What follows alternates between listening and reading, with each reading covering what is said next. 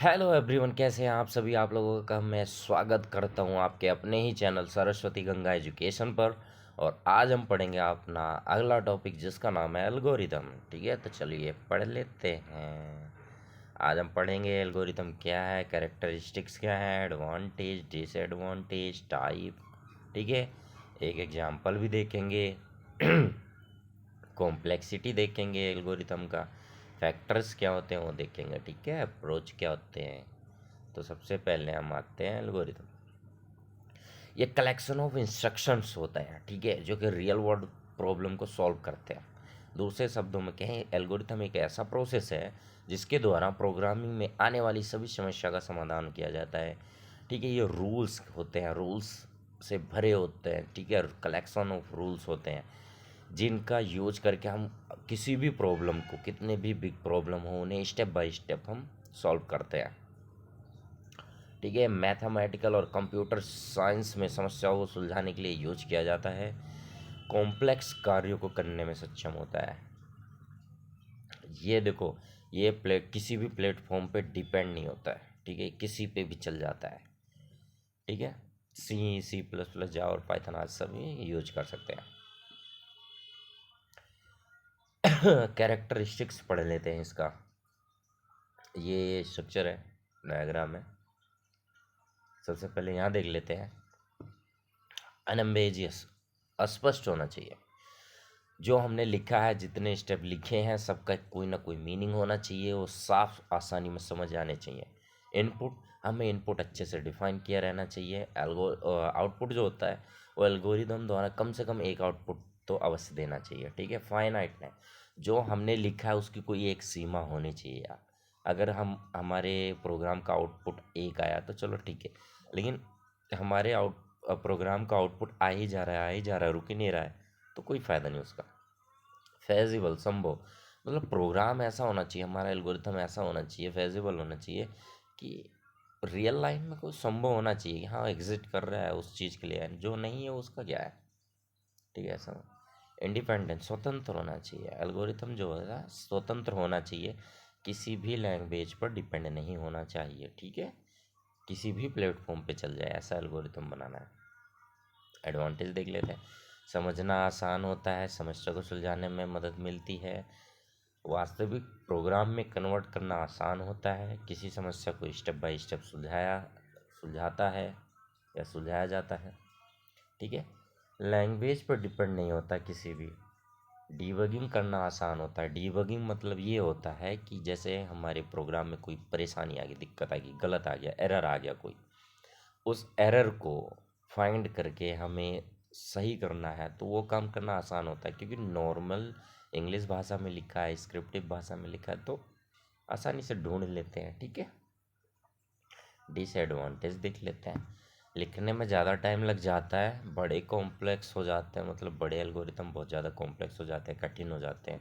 Loop statement लगाना, जैसे while loop हो गया, फॉर लूप हो गया, ये यही सब जितने हैं, इन्हें लगाने में थोड़ा सा ऐसा फील होता है कि मतलब क्या कहीं गलत हो गया, ऐसा थोड़ा कठिन होता है। ठीक है, टाइप देख लेते हैं। सर्च हो गया, सॉर्ट, डिलीट, इंसर्ट, अपडेट। ठीक है, इस सर्च का मतलब किसी एल्गोरिथम में हमें कोई आइटम सर्च करना है, 9 को सर्च करना है, तो हम सर्च वाला यूज करेंगे। सॉर्ट है, किसी एल्गोरिथम को एक विशेष क्रम यानी कि असेंडिंग या डिसेंडिंग ऑर्डर में लगाना है। जैसे हमने ले रखा है 9, 10, 11, 12 एक ऑर्डर में है। ठीक है, अब यही 11, 12, 10, 9, 8 ऐसा होता, तो उसे एक क्रम में लगाना होता। ठीक है, ऐसे होता है असेंडिंग या डिसेंडिंग में लगाना।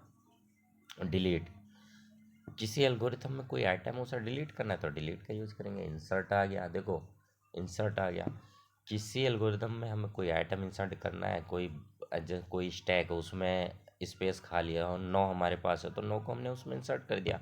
अपडेट, जैसे हमारे पास 9 है, अब जिस बच्चे का वो नंबर है 9, उसका अब 10 हो गया, तो हमें वो 9 हटा के वहाँ पे 10 करना है, वही अपडेट हो गया। एग्जाम्पल देख लेते हैं, 2 नंबर को जोड़ना है कैसे। देखो, मैंने पहले ही आप लोगों को बोल दिया है, अगर आप लोगों ने सुना हो, कि ये स्टेप बाय स्टेप प्रोसीजर होते हैं। किसी भी प्रोग्राम को ये स्टेप बाय स्टेप सॉल्व करने के लिए हेल्प होते करते हैं। स्टेप 1, सबसे पहले हमें लिखना है स्टार्ट, स्टार्ट करना है स्टेप 1 में। ठीक है। स्टेप 2, किसी भी एल्गोरिदम को सॉल्व करने के लिए हमें 2 नंबर तो लेने ही लेने होते हैं, साथ में एक नंबर और लेना होता है, मतलब एक वेरिएबल, जिसे बोल रहा हूँ मैं, वेरिएबल होते हैं, ठीक है। तो हम वो चाहे टोटल ले लें, सम ले लें, ठीक है, इक्वल टू ले लें, लेकिन लेना पड़ता है, ठीक है। क्यों लेना पड़ता है? क्योंकि ये जो दोनों सम करेंगे उसके आउटपुट को दिखाने के लिए हमें वो आउटपुट कहीं ना कहीं तो स्टोर करना पड़ेगा ना। तो इसलिए हमने एक वेरिएबल लिया सम नाम का। तो हमने क्या किया, 3 वेरिएबल को डिफाइन किया हमने, नंबर 1, नंबर 2 और सम को, ठीक है। स्टेप 3 में क्या किया, नंबर 1 और नंबर 2 को एक वैल्यू दे दी, मतलब नंबर 1 को दे दिया 9, नंबर 2 को भी 9 दे दिया। अब स्टेप 4 में क्या किया, उन दोनों वैल्यूओं को हमने जोड़ दिया। स्टेप 5 में क्या किया, जो उन दोनों वैल्यू को जोड़ा था उनका जो आंसर आया, यानी 9 + 9 18 को हमने सम में स्टोर कर दिया। अब स्टेप 6 में जो सम हमारा आया था उसे हमने डिस्प्ले कर दिया, यूज़र को दिखा दिया कि भाई देखो तुम्हारा 18 नंबर आ गया, ठीक है। इतना करने के बाद हमें एक स्टेप और लगाना पड़ता है, स्टॉप का। कोई प्रोग्राम है उसे स्टार्ट करेंगे तो स्टॉप भी करना पड़ेगा। तो ये तरीका होता है एल्गोरिदम लिखने का, ठीक है। कॉम्प्लेक्सिटी देख लेते हैं। तो 2 टाइप की कॉम्प्लेक्सिटी होती है, टाइम कॉम्प्लेक्सिटी और स्पेस कॉम्प्लेक्सिटी। देखो, अब मेरी बात सुन लो, इसमें बाद में देखना, मेरी बात सुन लो पहले।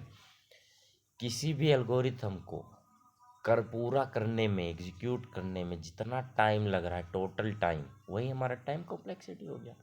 और स्पेस, किसी एल्गोरिथम को सॉल्व करने के लिए, ठीक है, मेमोरी कितना ले रहा है, वो कितना स्पेस ले रहा है, ठीक है, वही हमारी स्पेस कॉम्प्लेक्सिटी होगी। ये याद रखना बस। फैक्टर्स और देख लेते हैं, फिर अपने वीडियो को बंद करते हैं। और आप लोग एक काम करो, लाइक शेयर और सब्सक्राइब कर दो। जो पहली बार देख रहे हैं वो तो सब्सक्राइब कर दो, बाकी आपकी मर्जी है, ठीक है। मॉड्यूलैरिटी फैक्टर्स हैं। मॉड्यूलैरिटी मतलब कि मॉड्यूल्स में होना चाहिए, छोटे छोटे स्टेप में होने चाहिए, कम से कम स्टेप में डिफाइन किए जाने चाहिए। करेक्टनेस, जो हमने इनपुट दिया है, जो हमने प्रोग्राम लिखा, करेक्ट होने चाहिए। मेंटेनेबिलिटी, मतलब एल्गोरिथम को कोई अर्थ होना चाहिए, मीनिंग निकलना चाहिए, अगर कोई मेंटेन करना चाहे, बदलाव करने कर सके, आसान होने चाहिए, ठीक है। फंक्शनैलिटी, इसमें बहुत सारे स्टेप आते हैं जो कि रियल वर्ल्ड की प्रॉब्लम को सॉल्व करते हैं। रोबस्टनेस, यह एल्गोरिथम की क्षमता होती है जिसके द्वारा प्रॉब्लम को सही तरीके से डिफाइन किया जाता है। यूज़र फ्रेंडली होना चाहिए, मतलब कि समझ में आना चाहिए। सिंप्लिसिटी, यानी एल्गोरिथम सिंपल होना चाहिए, समझ में आना चाहिए, ठीक है। समझ में आने के साथ साथ देखो, ये ऐसा भी होना चाहिए कि जो भी हम बना रहे हैं, वो जो डिज़ाइनर है हमारा, वो उससे समझ में आना चाहिए, ताकि वो सही से सॉल्व कर सके, ठीक है। चलो, अप्रोच वगैरह पढ़ने की आप लोगों को ज़रूरत नहीं है, क्योंकि एग्ज़ाम में ये नहीं आएगा, ठीक है। चलो, मिलते हैं अगले वीडियो में। आप लोगों के लिए बस आज के लिए इतना ही था, फिर अगले टॉपिक के साथ मिलेंगे, ठीक है। आप लोग तब तक के लिए इसे पढ़ लीजिए अच्छे से, बार बार देख लीजिए, समझ में आ जाएगा, बहुत सिंपल है। ओके, चलो, बाय बाय।